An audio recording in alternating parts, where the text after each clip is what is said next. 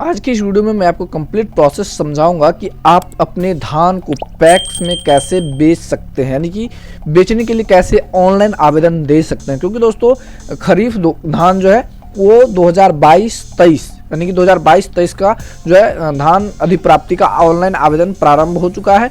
तो आपको क्या डॉक्यूमेंट लगेंगे, क्या कैसे ऑनलाइन करना है, वो सारी चीज़ इस वीडियो में मैं आपको कंप्लीट प्रोसेस बताऊंगा। तो वीडियो के लास्ट तक बने रहिएगा। चलिए सबसे पहले देख लेते हैं कि दोस्तों आपको dbtagriculture.bihar.gov.in के ऑफिशियल वेबसाइट पर आना होगा।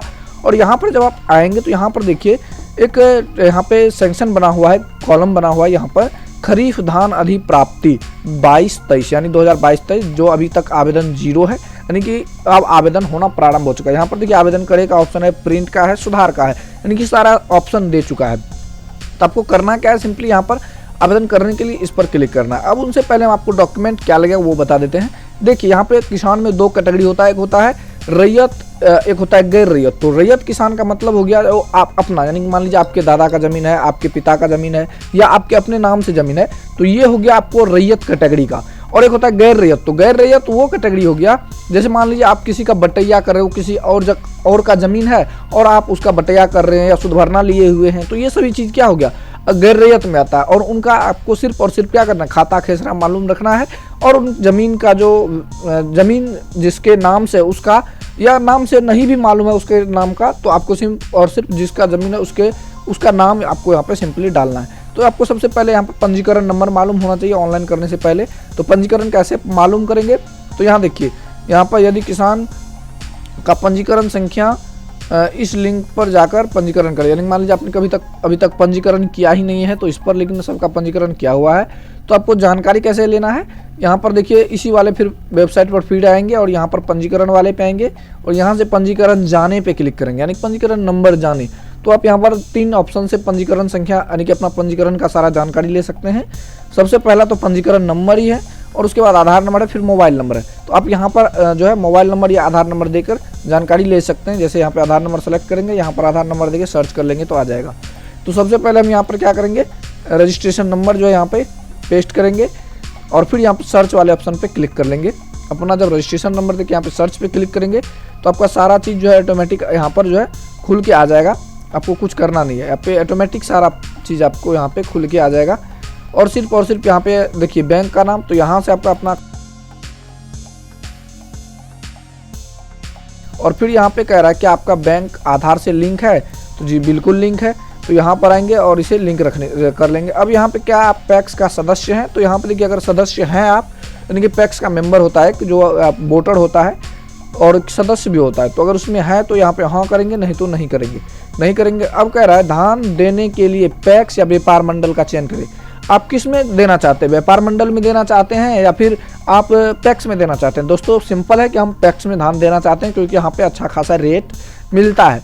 और उसके बाद यहाँ पर दोस्तों जैसा कि हमने आपको बताया रैयत और गैर रैयत, तो यहाँ पर देखिए आप जैसे रैयत चूज कीजिएगा तो यहाँ पे रैयत चूज करने के बाद आपको दोस्तों यहाँ पे क्या आ रहा है, यहाँ पे देखिए सारा आपका ज़मीन का डिटेल मांगा जाएगा। यानी कहने का मतलब आपका जो ज़मीन है उसका वर्तमान भाग और पृष्ठ संख्या आपको देना होगा, जो कि हमने पिछले वीडियो में अपने चैनल पर बता रखे हैं कि अपना वर्तमान भाग और पृष्ठ संख्या कैसे निकालें। क्योंकि दोस्तों ज़मीन का रसीद काटने में भी वही लगता है और ढेर सारी चीज़ों में वो लगता है। यहाँ पे देखिए ऑनलाइन जमाबंदी पंजी, यहाँ पे वर्तमान भाग और पृष्ठ संख्या कैसे देखिए, इस पर हमने वीडियो बना रखा है। इसका लिंक आपको डिस्क्रिप्शन पार्ट और आई बटन पे मिल जाएगा। वैसे अभी हम भी थोड़ा सा यहाँ पर अभी भी बता देते हैं। आपको सिंपली करना क्या है, यहाँ पे आना है और यहाँ पर जो biharbhumi.bihar.gov.in के ऑफिशियल वेबसाइट है इस पर आना है। और इस पर आने के बाद यहाँ पर देखिए एक जमाबंदी पंजी देखिए पे क्लिक करना है। यहाँ पे क्लिक करेंगे और यहाँ पर क्लिक करने के बाद यहाँ पे सिंपली आपको करना क्या है, जिला चूज करना है आपका जहाँ ज़मीन है जिस जिले में, उसके बाद अंचल चूज करना है, फिर यहाँ पे प्रोसीड पे क्लिक करना है। प्रोसीड पे क्लिक करने के बाद यहाँ से आपको अपना जो है हल्का चूज करना है, फिर यहाँ से मोजा चूज कर लेना है।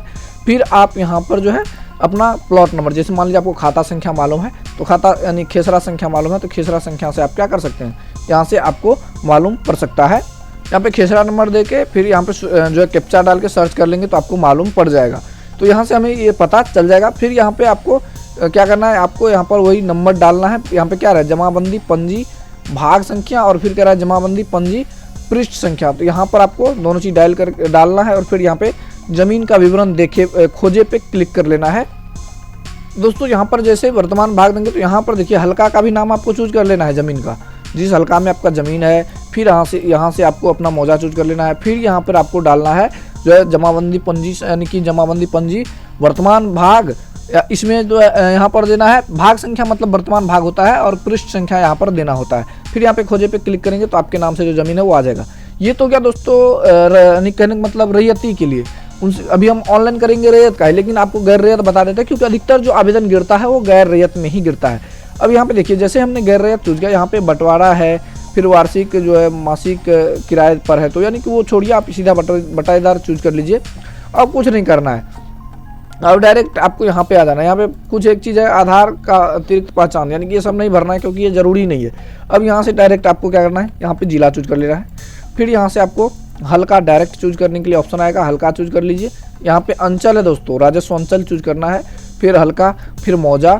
अब यहाँ पे कह रहा है खाता संख्या मालूम नहीं है, तो कह रहा क्या कह रहा है, खाता खेसरा उपलब्ध नहीं होने पर खाली छोड़ दे, यानी कि कुछ नहीं भरना है।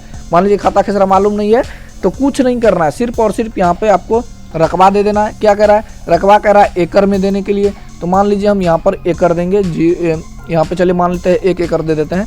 और फिर यहाँ पे कह रहा है ज़मीन वाले का नाम लिखिए, तो जैसे मान लीजिए ज़मीन किसका है, तो किसी का, जैसे मान लीजिए आपको यहाँ पर हम एक नाम लिख देते हैं भूपेंद्रा दास, कुछ भी सपोज डेट मानने के लिए है, तो यहाँ पर आप यहाँ पे नाम दे देंगे सपोज डेट, और फिर यहाँ पे आपका रकबा शो करेगा। और फिर यहाँ पर जो है कह रहा है कुल संभावित धान की मात्रा। तो अब दोस्तों यहाँ पर एक चीज़ मैं आपको बता देना चाहता हूँ कि संभावित धान की मात्रा में, कि जैसे देखिए एक फिर से हम ओपन करते हैं, इसका डिस्क्रिप्शन आपको पढ़ के सुनाते हैं जो इसका गाइडलाइंस है।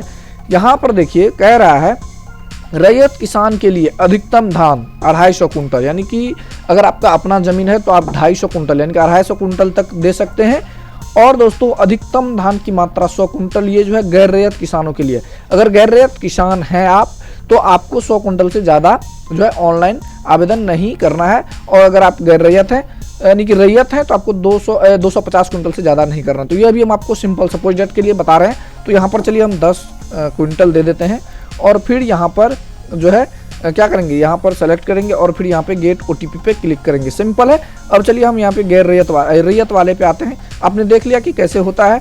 रैयत वाले में थोड़ा सा आपको हम समझा देते हैं फिर से। यहाँ पे रैयत वाले पे आइए, यहाँ पे सारा चीज़ चूज किया हुआ है। चलिए यहाँ पर हम अपना जो है कहने का मतलब वर्तमान भाग और पृष्ठ संख्या जो भी है, यानी कि भाग संख्या और पृष्ठ संख्या डाले, और फिर यहाँ पर ज़मीन का विवरण खोजे पे क्लिक करेंगे।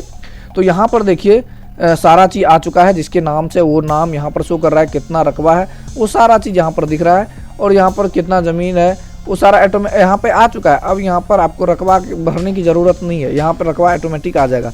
और मान लीजिए डिलीट करना है तो यहाँ से रिकॉर्ड हटाए पे क्लिक करेंगे, और फिर यहाँ पर 10 कुंटल जितना रकबा है उस हिसाब से यहाँ पर धान जो है दोस्तों वहाँ पे दे देंगे। और फिर यहाँ से क्या करेंगे, यहाँ पर टिक मार्क लगाएंगे, फिर आगे बढ़े पे क्लिक करेंगे, और कह रहा है कृपया जो है ये OTP के लिए यहाँ पे ओके कीजिए। अब यहाँ पे पहले सुरक्षा कोड डाल देते हैं हम।